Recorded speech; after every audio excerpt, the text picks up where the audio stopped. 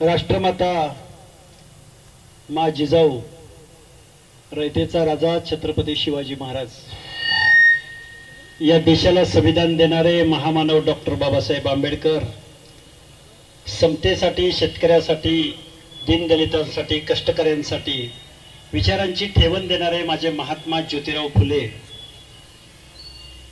आज ज्यांची 150वी जयंती आहे ते माझे राजर्षी शाहू महाराज, की जे आज सामाजिक न्यायाचा दिवस आहे. सिंदखेड राजाच्या या सगळ्या संयोजकांना मी सॅल्यूट करतो की सामाजिक न्याय दिनाच्या दिवशी तुम्ही आज आम्हाला इथं बोलवलं आणि एवढा सुरेख असा कार्यक्रम मा जिजाऊच्या जन्मगावी तुम्ही घेतलात, त्याबद्दल मी तुमचा आभार व्यक्त करतो. इथं आल्यानंतर सगळ्या आमच्या 12 बलुतेदारांचं प्रतिकात्मक तुम्ही जो व्यवसाय आम्हाला दाखवला, प्रत्येक माणसांना भेटत असताना डोळ्यातून अश्रू आले. कारण माझा घिसाडी, माझा नाभिक, माझा सुतार, माझा कुंभार, माझा माळी, म्हणजे गावगाड्यामधला 12 बलुतेदार, 18 अलुतेदार, भटक्या विमुक्त जाती जमाती, माझा इथं गोंधळ घालणारा गोंधळी, म्हणजे हा महाराष्ट्र कुणाचा आहे?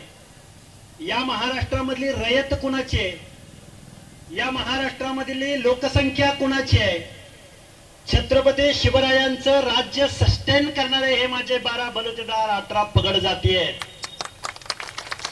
छत्रपती शिवरायांच्या राज्यामध्ये जीवाची कुर्बानी देणारे माझा जीवा महाले असेल, शिवा काशीद असेल, आमच्या शिवरायांच्या हेर खात्याचा प्रमुख बेहेरजी नाईक असेल, माझ्या शिवरायांच्यासाठी जीवाची बलिदान देणारा मदारी मेहत्तर असेल, आधी लग्न कोंडाण्याचं आणि मग माझ्या रायबाचं असं म्हणणारा माझा महादेव कोळी तानाजी मालुसरे असेल, छत्रपती शिवरायांना तोरणा किल्ल्याची जागा दान म्हणून देणारा धनोजी धनगर असेल, या सगळ्या छत्रपती शिवरायांच्या अशा सगळ्या 18 पगड जातीच्या आज ओबीसी विजयंतीचं आरक्षण धोक्यात आहे. हे आरक्षण संपवण्याचा घाट घातला जातोय. बोगस कुणबी नोंदीच्या द्वारे 54 लाख नोंदीद्वारे गेल्या हजारो वर्षाच्या कालावधीमध्ये या माझ्या भारत देशात, या माझ्या महाराष्ट्रामध्ये माळी, साळी, कोळी, तेली, हातकर, धनगर, सनगर, वंजारी, लोणारी, परीट, गुराव, घडशे, नाभिक, सुतार, लोहार, कुंभार, परीट, गावगाड्यामधला बेरड, रामोशी, गावगाड्यामधल्या विमुक्त जाती, माझा मेळंग्या जोशी असेल, माझा कुडमड्या जोशी असेल, माझा नाथपती डवरी गोसावी असेल, हर एक माणसाला डॉक्टर बाबासाहेब आंबेडकरांनी या सगळ्या लोकांच्या पंक्तीला, वंचितांच्या, शोषितांच्या, दलितांच्या पंक्तीला या संविधानाच्या माध्यमातून, या घटनेच्या माध्यमातून, या रिझर्वेशनच्या माध्यमातून सुग्रास असा स्वयंपाक वाटण्याचं काम महामानव डॉक्टर बाबासाहेब आंबेडकरांनी केलंय. आमचा मंडल आयोग 94-95 ला लागू झाला. आमचा पुढचा चळवळीचा नेता म्हणतो की 70 वर्ष तुम्ही खाल्लंय. अरे दादा, मंडळ आयोग लागू होऊन आता 27-28 वर्ष पूर्ण झालेत. आम्ही 70 वर्ष काय खाल्लं असेल? हा पुढचा नेता म्हणतो की छगनरावजी भुजबळ, तू एकट्यानं सगळ्यांचं खाल्लंय. त्या माणसाला मी सांगू इच्छितो, अरे या महाराष्ट्रामध्ये फुले शाहू आंबेडकरांच्या नावानं इथल्या शासनकर्त्या जमातीनं राज्य केलं, पण आमच्या 18 पगड जातीच्या माणसांचं बजेटरी तरतूद, एखादा कारखाना, एखादा कुठेतरी आमदार, खासदार, अरे कुठेतरी आमची माणसं आता कुठेतरी ग्रामपंचायत सदस्य व्हायला लागली होती, कुठेतरी आमचा कुंभाराचा एखादा सरपंच दिसायला लागला होता, अरे कुठेतरी आमची माणसं आता कुठेतरी शिक्षक दिसायला लागली होती, गावगाड्यामध्ये ताट मानाने गावात यायला लागली होती. बाबासाहेब आंबेडकरांनी आम्हाला 340व्या कलमामध्ये हे रिझर्वेशन दिलं. डॉक्टर बाबासाहेब आंबेडकरांनी 341 आणि 342व्या कलमामध्ये एससी आणि एसटीला रिझर्वेशन दिलं. बाबांनो, डॉक्टर बाबासाहेब आंबेडकरांनी माझ्या या 18 पगड जातीच्या लोकांना माझी विनंती आहे, आपण महामानवाला समजून घेतलं पाहिजे. तुमच्या या ओबीसीच्या आरक्षणासाठी डॉक्टर बाबासाहेब आंबेडकरांनी कायदे मंत्रीपदाचा राजीनामा दिला. आज एवढं ऊन इथं तळपतंय. राष्ट्रमाता जिजाऊच्या चरणी मी एकच नतमस्तक होताना सांगेन, मा जिजाऊ, या महाराष्ट्रामधले हे माझी 18 पगड जातीची ही रयत आहे. ही रयत आज अडचणीत आली. या रयतेचा हक्क आणि अधिकार तुम्ही वाचवा. कारण वोट सोट तुमचं नाव घेऊन या महाराष्ट्रावरती राज्य करणाऱ्या या राज्यकर्त्या जमातीला तुम्ही यांना सांगा की हे 18 पगड जातीचं आरक्षण अबाधित राहू द्या. 18 पगड जातीचा हक्क अधिकार अबाधित राहू द्या. अरे काही काही तज्ञ मंडळी पुढे येतात, काही जज येतात, काही विचारवंत येतात. अरे काल परवा निवडून गेलेले आमदार खासदार वळीनं पत्रक काढून त्या जरांगेला पाठिंबा देतात, त्यांच्या आंदोलनाला रेड कार्पेट घालतात. माझी तुम्हाला कळकळीची विनंती आहे दादांनो, अरे या महाराष्ट्रामधल्या या 18 पगड जातीच्या लोकांना बरोबर घेऊन हे राज्य चालवलं गेलं पाहिजे. या लोकांना पुढे आणलं पाहिजे. जर उद्या माझा हा बांधव जर ओबीसी आरक्षणामध्ये आला, आता ऑलरेडी आलेला आहे बांधवांनो, पंचायत राजच्या निवडणुका गेल्या 2, 3, 4 वर्षापासून होत नाहीत. इथे काही राजकीय पक्षांचे प्रतिनिधी आहेत. सगळ्या लोकांना माझी कळकळीची विनंती आहे, 56,000 जागा पंचायत राज मध्ये आहेत. त्या 56,000 जागा या तुमच्या ऑलरेडी गेलेल्या आहेत. कोर्टात केस आहे, शासन तिथं जाऊन विनंती करत नाही. तुम्ही कुठेतरी सरपंच व्हायला लागला होता, कुठेतरी नगरसेवक व्हायला, सभापती व्हायला लागला होता. तुमचं आरक्षण संपलंय, तुमचं प्रतिनिधित्व संपलंय. महात्मा ज्योतिबा फुले म्हणायचे, सत्य वाचून सकळ कळा, झाल्या अवकळा. तुम्हाला एक व्हावं लागल. माझ्या माता भगिनी इथं उपस्थित आहे. बाबासाहेब म्हणायचे, ज्या घरामधली महिला चाऱ्याच्या आणि सरपणाच्या शोधात घराच्या बाहेर डोंगराच्या कुशीला जाते, ते घर कधी सुधारलेलं असू शकत नाही.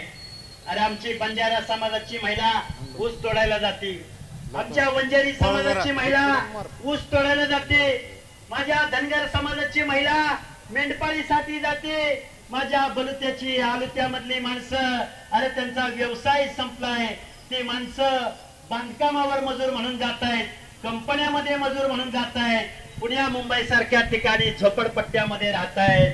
या माझ्या माणसांचा आक्रोश, या माझ्या माणसांच्या वेदना, या सगळ्या गोष्टी डोळ्यासमोर ठेवून आम्ही वडीगोद्री गावामध्ये उपोषण केलं. 2च मिनिटं फक्त बोलणार आहे. ऊन तळपतंय, मला त्याची कल्पना आहे, पण जाता जाता 2 मिनिटात सांगेन.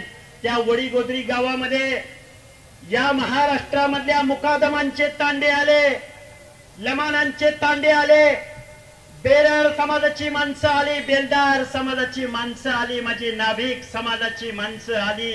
प्रत्येकाने रडले, गोंधळ्यानं गोंधळ घातला, हलगीवाल्यांनी हलगी वाजवली, छत्रपती शिवरायांच्या घोषणा दिल्या, आमच्या 18 पगड जातीमधल्या बहुजनांच्या नेत्यांच्या घोषणा दिल्या.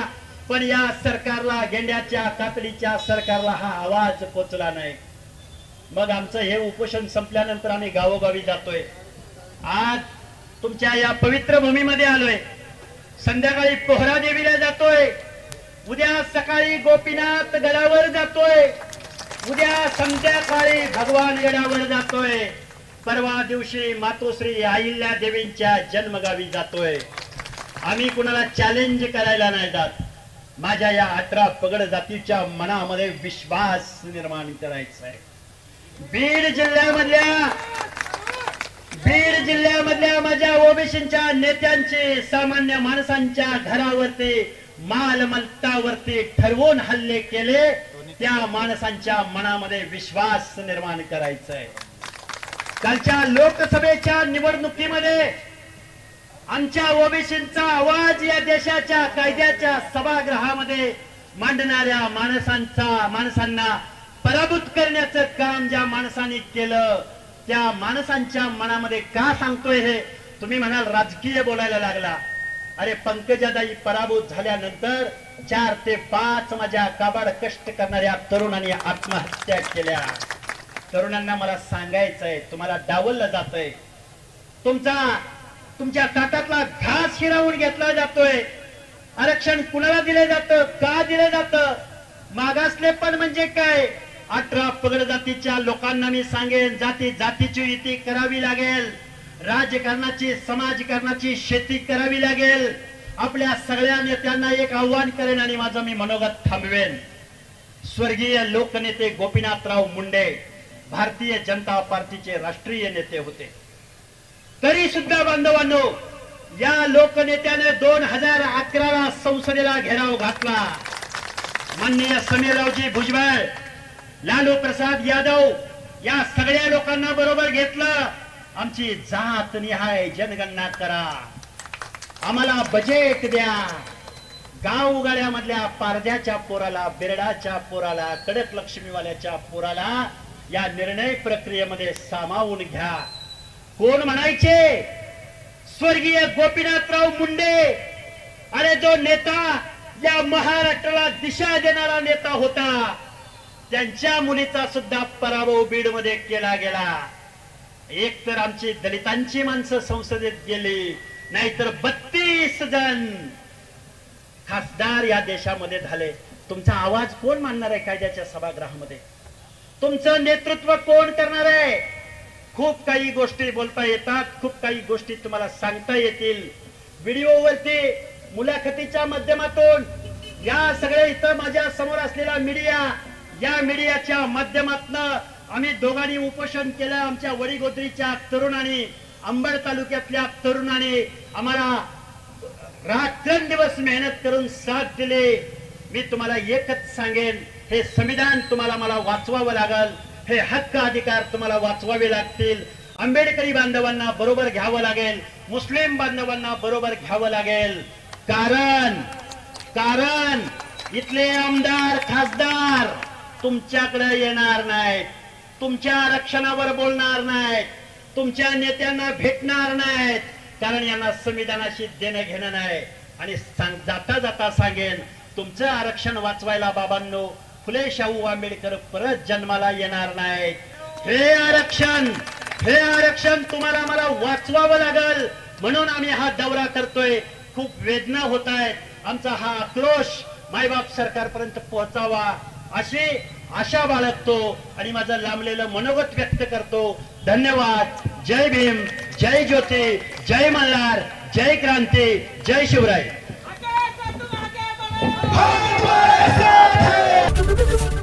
एबीपी माझा, उघडा डोळे बघा नीट.